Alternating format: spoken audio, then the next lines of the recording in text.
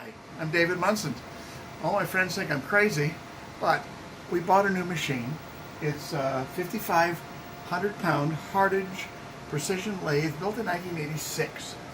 It was much larger before I brought it into the garage. It started out at about 66 inches tall, 66 inches deep, and about 8 feet long. We stripped off all the housing and everything to fit it in the garage. All my friends said, well, does it work? And I said, I don't know. They said, why would you haul it in the garage if you didn't know it worked? Well, today we got our answer. My famous CNC consultant, John Elson, came over. We programmed the VFD. This is the VFD right here. These are part of the controls that'll go inside of it. But this is a VFD. This is very dangerous. Don't get too close to that. That's 400 volts. And this is a toaster resistor. Now, if you stand back and you can see this thing spin, make sure it's unlocked.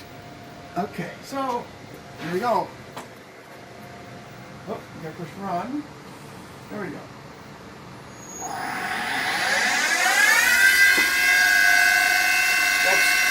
That's 6,000 RPMs, 7.5 horsepower.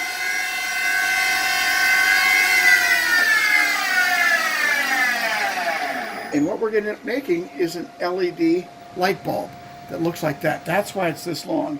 There's a bar feeder on it right here, so we can put 12 feet of bar coming out the end of this.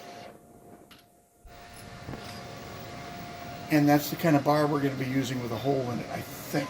We might drill the whole thing. This is a turret. It rotates around.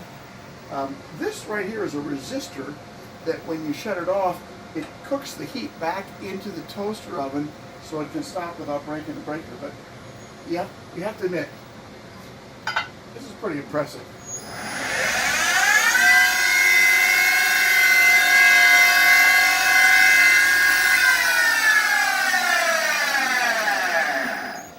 And it stops very fast.